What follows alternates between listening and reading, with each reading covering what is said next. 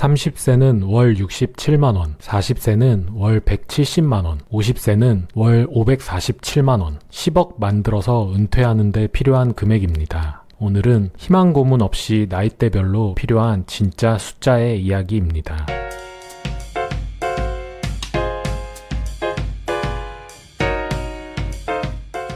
안녕하세요. 어쩌다 마흔입니다. 지난 한 주 국내 시장이 와르르 무너지며 힘든 한 주를 보냈습니다. 아마 많은 분들이 저와 같이 힘겨운 한 주를 보내셨을 거라고 생각합니다. 그래서 이번 주는 무너진 멘탈을 케어할 겸 30대부터 50대까지 금융자산 10억을 만들어서 은퇴할 수 있는 현실적인 방법을 설명드리려고 합니다. 미리 말씀드리면 오늘 이야기는 국내 개별 종목이 아니라 미국 ETF 적립식 투자에 대한 내용입니다. 지난 두 편에서 국내장의 멘탈 터진 이야기를 들려드렸는데 그 와중에도 유일하게 계획대로 굴러가던 게 매달 들어가는 ETF 적립식 매수였다고 말씀을 드렸었는데 오늘은 그 방식으로 10억까지 가는 길을 현실적인 숫자로 보여드리겠습니다. 먼저 계산의 전제부터 명확히 하겠습니다. 첫째, 여기서 말씀드리는 10억은 살고 있는 집을 뺀 금융자산 10억입니다. 집값 포함 순자산 10억이 아닙니다. 그래서 쉽지 않은 목표라는 걸 인정하고 시작하겠습니다. 둘째, 수익률은 연 8%로 잡았습니다. 미국 S&P 지수의 장기 연평균 수익률이 배당 포함 10% 안팎인데 환율 변동이나 보수, 앞으로 수익률이 과거보다 낮을 가능성까지 감안해서 보수적으로 8%를 쓰겠습니다. 한 가지 조건이 있는데 이 수익률은 배당을 인출하지 않고 전부 동일한 ETF 종목에 재투자한다는 전제입니다. 나스닥 100처럼 더 공격적인 지수는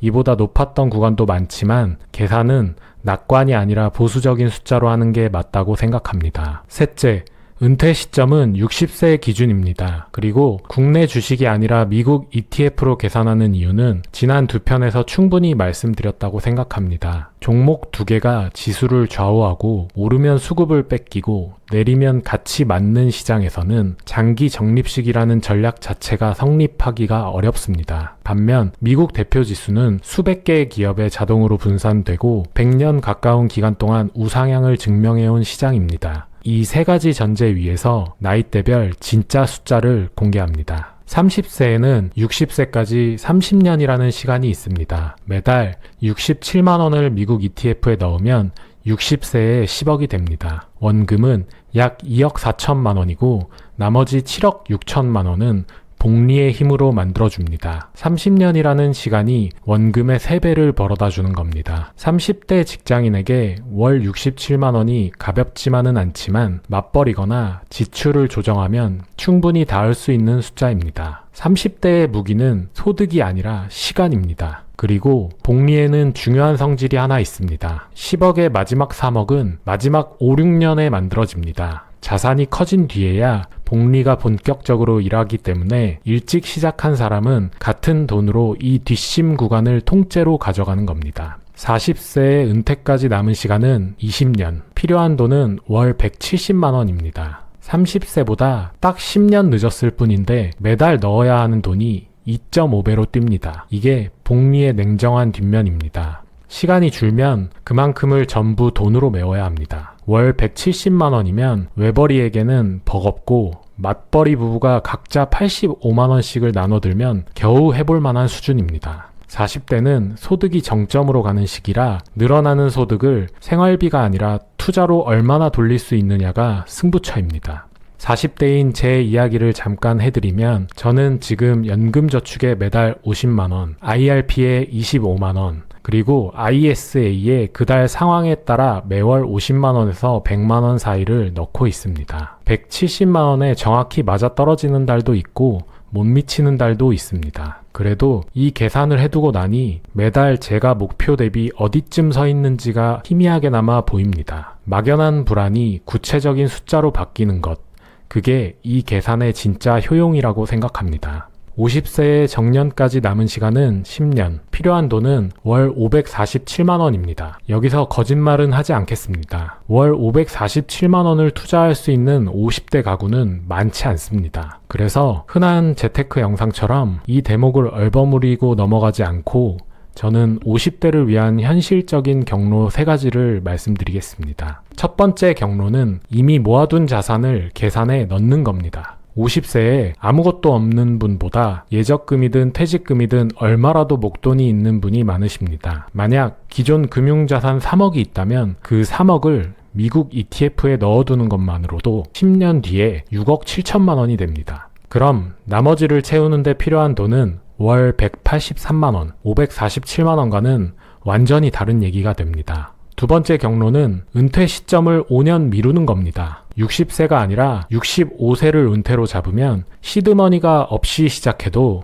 월 289만 원으로 줄어듭니다. 그리고 아까 말씀드렸던 3억의 목돈이 있는 분이 65세를 은퇴로 잡으면 3억이 15년 동안 굴러서 그것만으로 9억 9천만 원이 됩니다. 추가 적립이 사실상 필요 없다는 계산이 나옵니다. 50대에게 가장 강력한 무기는 새로 넣는 돈이 아니라 이미 있는 돈에 시간을 붙여주는 겁니다. 요즘은 정년 이후에도 일하시는 분들이 많아서 65세 은퇴는 미루는 게 아니라 현실을 반영한 설계에 가깝습니다. 세 번째 경로는 목표 자체를 현실적으로 조정하는 겁니다. 10억이 아니라 5억이면 월 273만 원, 여기에 국민연금과 퇴직연금을 얹으면 노후 현금 흐름은 충분히 설계가 됩니다. 10억이라는 숫자에 매달리기보다 내 연금과 합쳐서 매달 얼마가 나오게 만들 건지로 질문을 바꾸는 게 50대에게는 훨씬 현실적입니다. 국민연금공단 홈페이지에서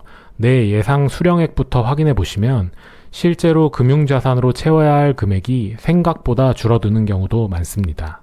이제 무엇을 어떤 계좌로 모을지입니다. 종목은 복잡할 필요가 없습니다. 미국 대표 지수를 통째로 사는 S&P 500, 성장에 더 기대는 나스닥 100, 배당을 받으면서 가는 미국 배당 다우존스, 이 3가지 안에서 성향대로 조합하면 충분합니다. 환율 걱정하시는 분들도 계실 텐데 요즘은 국내 증시에 상장된 미국 지수 ETF가 잘 나와 있어서 달러 환전 없이 원화로 그대로 적립할 수 있습니다. 환율은 오르락 내리락 하지만 10년, 20년 적립하면 비쌀 때도 사고 쌀 때도 사게 되면서 환율 자체도 평균 매입 단가로 수렴하게 됩니다. 장기 적립식에서는 환율 타이밍을 재는 것보다 그냥 꾸준히 사는 게 답이었습니다. 저는 공격적인 성장분은 나스닥 100으로, 배당 현금 흐름은 미국 배당 다우존스로 나눠 담고 있습니다. 어떤 조합이든 핵심은 하나입니다. 매달 정해진 날 정해진 금액이 자동으로 들어가게 만들어 놓고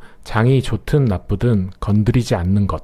저는 월급날 다음 날로 자동이체를 걸어놨습니다. 돈이 통장에 머무는 시간을 하루로 줄여놓으면 쓸지 말지 고민하는 기회 자체가 사라집니다. 그리고 지난주처럼 시장이 빠진 주에는 같은 돈으로 더 많은 수량을 사게 됩니다. 적립식 투자자에게 하락장은 계좌가 파래지는 날이 아니라 평균 매수 단가가 낮아지는 날입니다. 머리로는 다 아는 얘기지만 자동 이체를 걸어놔야 내 의지와 상관없이 몸이 실천합니다. 그리고 같은 돈을 넣어도 어떤 계좌에 넣느냐로 결과가 달라집니다. 순서는 이렇게 권장합니다. 먼저 연금저축펀드로 연 600만원, IRP까지 합쳐 연 900만원을 채우면 세액공제로 최대 148만 5천원을 매년 돌려받습니다. 이 환급금을 다시 투자에 넣으면 수익률을 공짜로 얻는 효과가 나타납니다. 그 다음이 ISA 계좌입니다. 배당과 매매 차익에 붙는 세금을 아껴주기 때문에 특히 배당 ETF는 ISA에 담는 게 유리합니다. ISA는 만기가 되면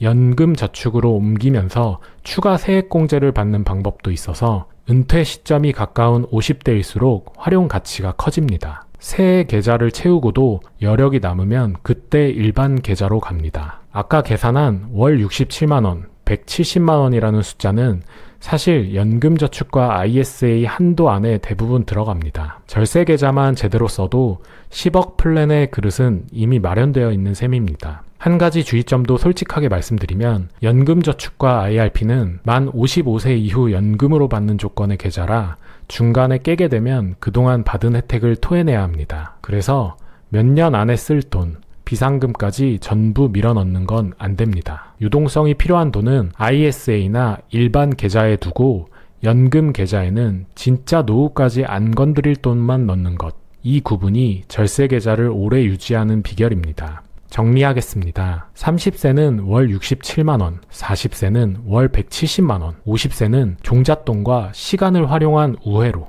방법은 미국 ETF 적립식으로, 그걸 담는 그릇은 연금저축, IRP와 ISA 계좌, 그리고 이 모든 계산이 성립하는 조건은 단 하나, 지난주 같은 하락장에도 매수를 멈추지 않는 겁니다. 복리는 시장에 계속 남아있는 사람에게만 돈과 시간이 일을 하니까요. 마지막으로 한 가지만 덧붙이면 오늘 숫자를 보고 나는 이미 늦었다고 느끼시는 분도 계실 겁니다. 그런데 계산을 해보면서 제가 확인한 건 반대였습니다. 나이대마다 필요한 금액이 다를 뿐 경로가 없는 나이는 없었습니다. 늦은 시작을 만회하는 방법은 과거를 후회하는 게 아니라 오늘 자동이체를 하나 더 거는 겁니다. 지난 한 주 계좌 보면서 마음 무거우셨던 분들, 오늘 숫자가 앞으로의 계획에 작은 이정표가 되셨으면 좋겠습니다. 구독과 좋아요는 영상 제작에 정말 큰 힘이 됩니다. 어쩌다 마음, 오늘도 차곡차곡 쌓아갑니다.